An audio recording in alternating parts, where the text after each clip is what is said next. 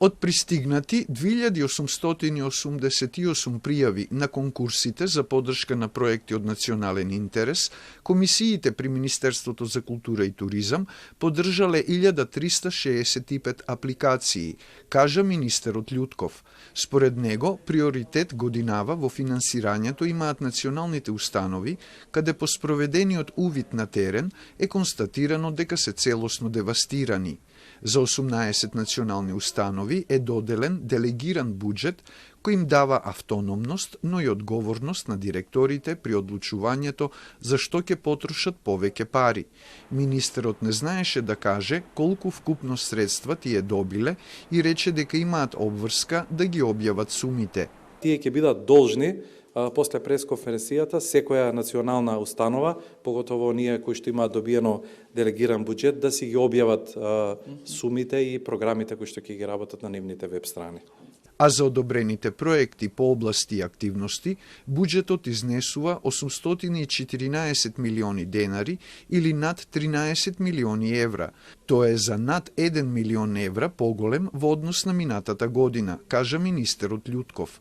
Во оваа сума е предвиден посебен буџет за креативните индустрии, за кои конкурсот ќе биде објавен во следниот период, а проектите од интердисциплинарна се префрлаат во мултидисциплинарна дејност.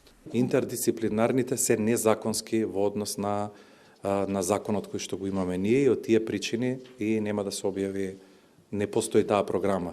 И е префрлена како мултидисциплинарни, кои што се разбира дека ќе бидат поддржани проекти и во делот на мултидисциплинарните програми.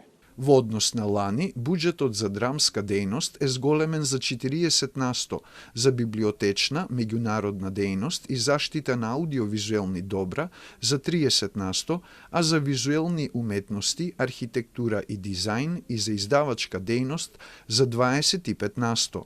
По спроведената анализа во секторот заштита на културното наследство, утврден е застој на речиси сите проекти.